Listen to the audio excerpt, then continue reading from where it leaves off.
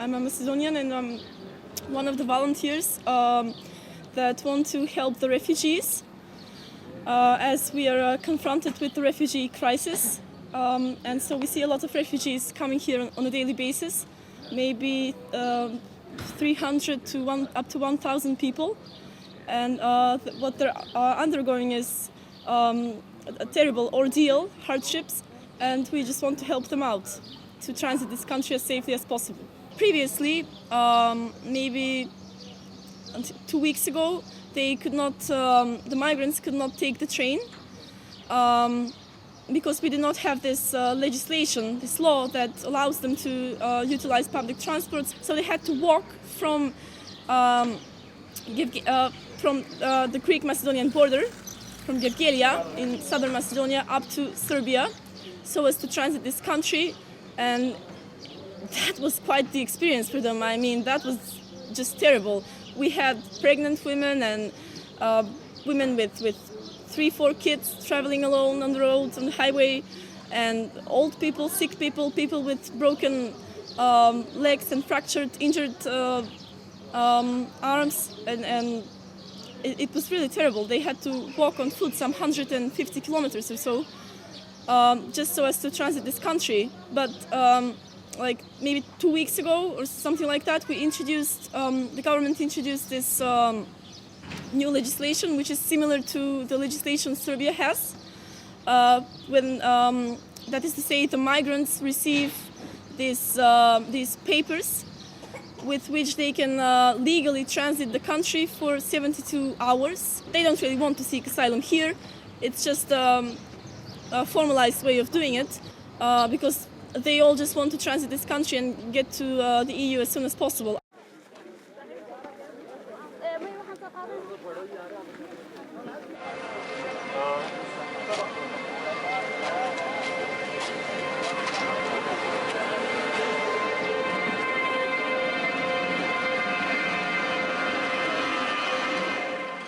Now we have we don't have enough. Somehow we don't have enough room for them in our trains, and we only give a wagon or two. Only a wagon or two are reserved for the migrants, and the other wagons are reserved for Macedonians because somehow there's like this incredible segregation going on, discrimination, and so even if the wagons reserved for Macedonians are empty, the migrants still cannot use those wagons. Just sometimes they need to overnight in Gevgelija. They need to stay like a day or two in Gevgelija because they have to wait for the next train to come because there's simply not enough room in the train.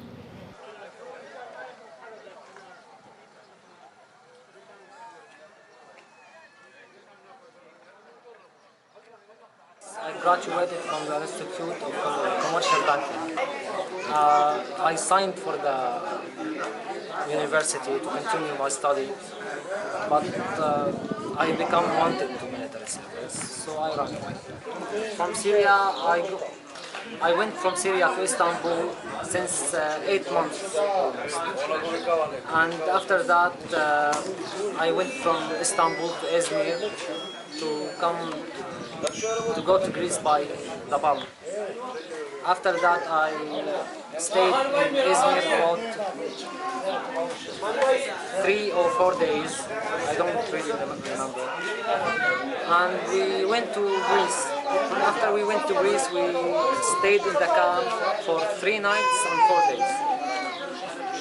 They gave us the paper, the ID, and released us. We went to Athens and stayed there for 4 days. After that, we went to the greece-macedonian border.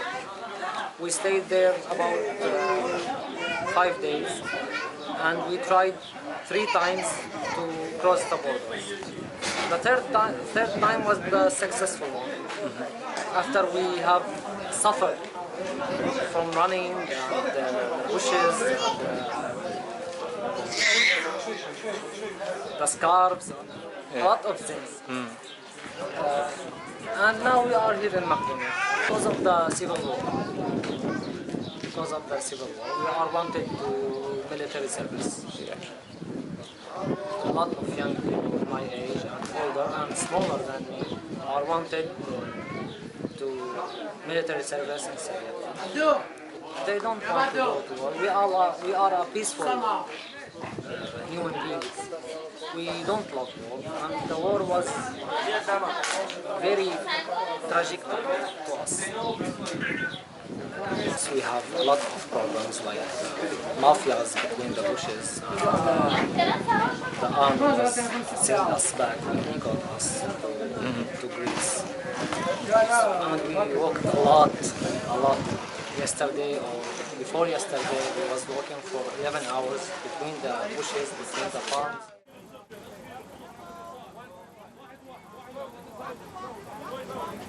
Firstly, we live here near villages, local villages. Of course, we would like to help these people because we know they are suffering. They don't have what to eat, they don't have food, they don't have money, they don't have water and something like that, food supply. And we do this for the sake of God, nothing else. We don't have any money, anything. Voluntary work, this is only voluntary work to help these people to just cross the border, that's it.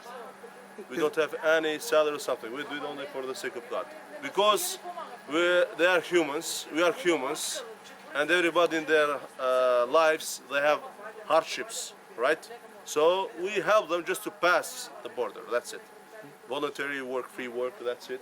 You see, these packages, it is included to water, half of bread, there is some piece of sweets.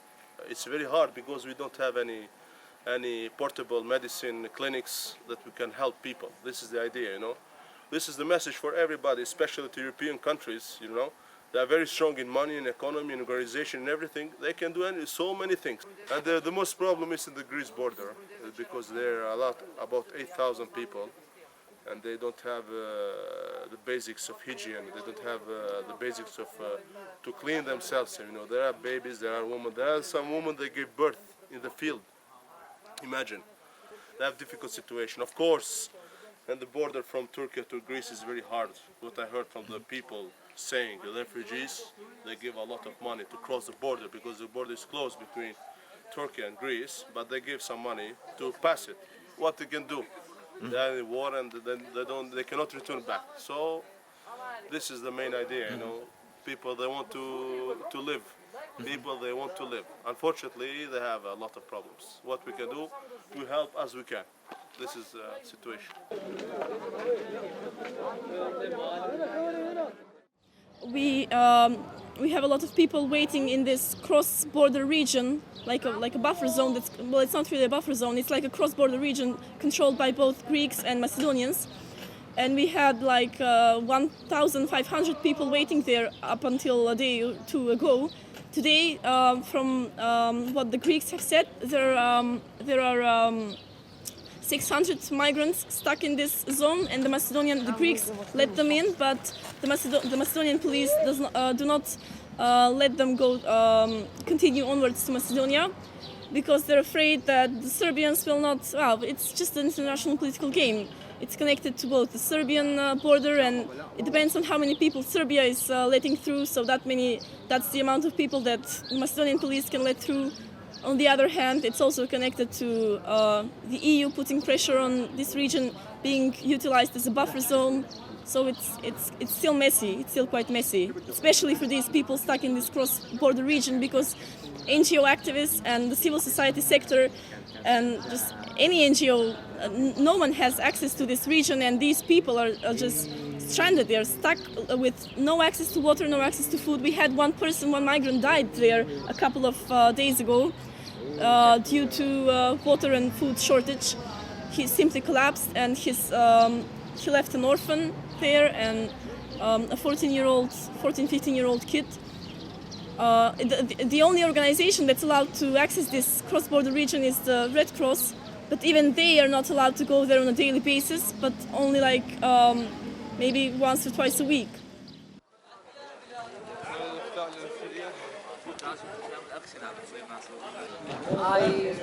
I wish to reach Holland. I love Holland so much.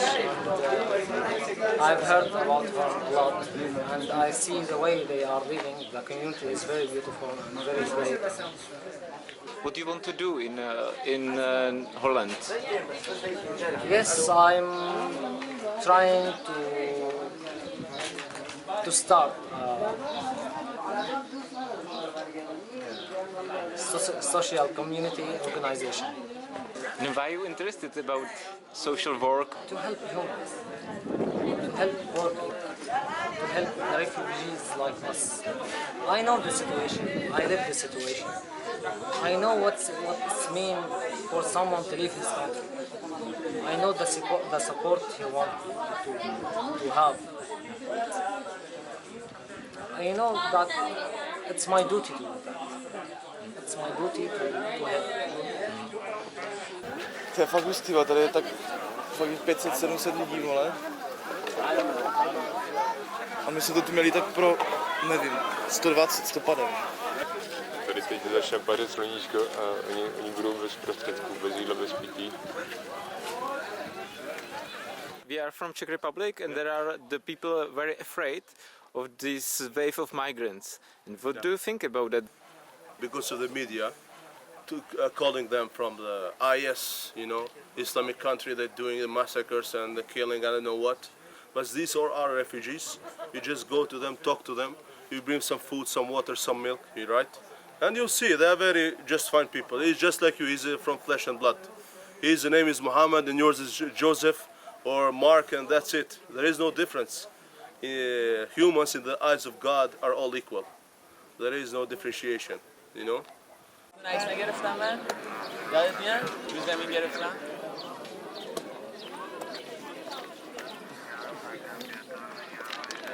It's a complex issue. It's a multifaceted issue because we've had a very nationalist government, right-wing government, for quite some time now, for 10 years maybe, and so many people are quite are supportive of this government, and they have some nationalist views themselves, or patriotic views, that is. So they are afraid of their identity being Macedonians, are afraid of their identity being threatened, but mostly it's not about their identity or fear of other cultures. Mostly, in my humble opinion, in my view, I think that mostly it's this fear stems from the fact that Macedonians think that the migrants are dangerous.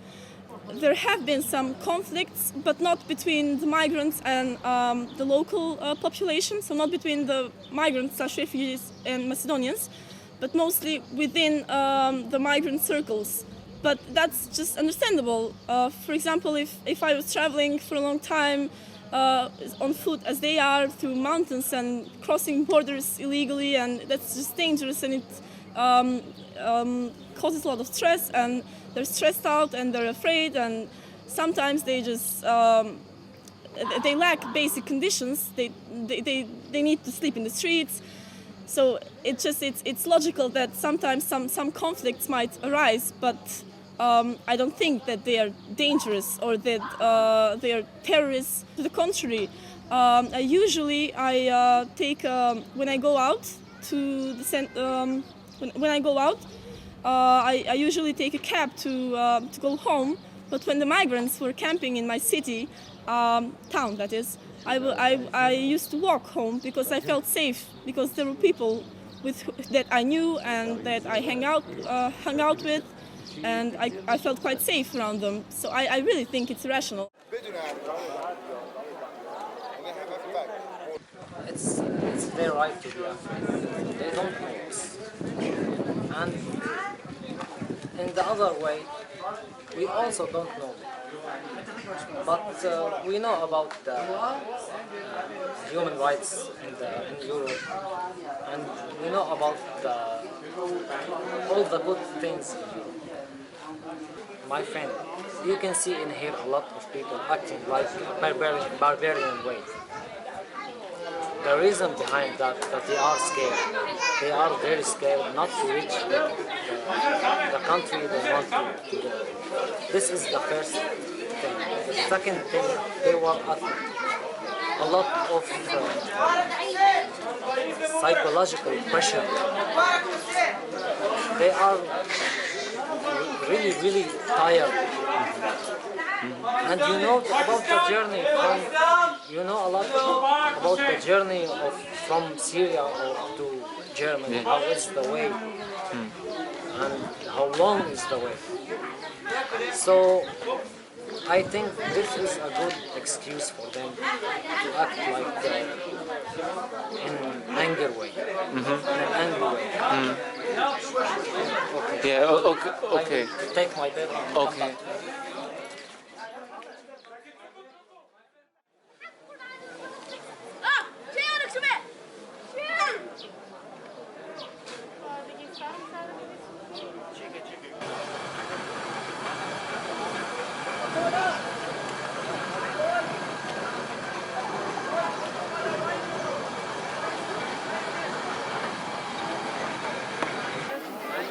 Welcome! So this flag, what does it mean? It represents, well, many people have, there's a divide, in Macedonia there's a divide between people who have, who are favorably disposed towards the refugees / migrants, and people who are not favorably disposed towards them. Sometimes people tend to think that they're contagious, but I've been in close contact with the migrants for a long time, so if they were contagious, I would have caught something. And even in the event, even if they are really contagious, it's just not acceptable to leave them on their own and to let them suffer. We still must help them, right? So this flag is our way of making sure that they feel welcome. Why we're doing it? Because we're all human beings, and Macedonians are human beings, and Syrians are human beings, and all the refugees and the migrants, Afghan people and Pakistani people, Algerians, and all the people coming, transiting this country are human beings, and they're equal to us, and they should be entitled to the same humane treatment and human rights as we are. So it's not acceptable for people to suffer the way they do. Now is the month of Ramadan, the holy month for the Muslims. You know, the Muslims they have mercy in this month. I mean, they help. So this is a message to all European, Czech Republic or Hungary or everywhere, other refugees. Please do not hesitate to help these people. The problem is that refugees, they suffer. Most of them, they don't know languages, they know English. Somebody, I speak Arabic, I help them sometimes translating what you go, where you go, something like that. But most of them, sometimes if they don't have translator, they don't know English, what they can do. And it's very hard. But people are helping each other, you know. Nowadays it's getting better and better. Because people, they're going back to their conscience. What this happened to me, what should I do, you know? What happens to me? Somebody will help me. You know, I'm doing this before happened this to me. No, you should think maybe if I were in his place, right? I don't have food, I don't have money, I don't have clothes. You know, somebody robbed me or something like that. What I can do? It's very hard. Imagine that. Imagine if you are in their shoes. It's very hard for them. So, in this point of view, everybody should go in this point of view, right? To help others. If you help others like this way, God will help you, of course. Help others, and others will help you. But we don't care about the others. We hope only God to reward us. This is the main idea. Do you believe that you return back sometimes? Of course, someday I will be back to Syria. My family, my friends, all of my work back in Syria. I wish if I can back someday to Syria and teach people how to be heroes.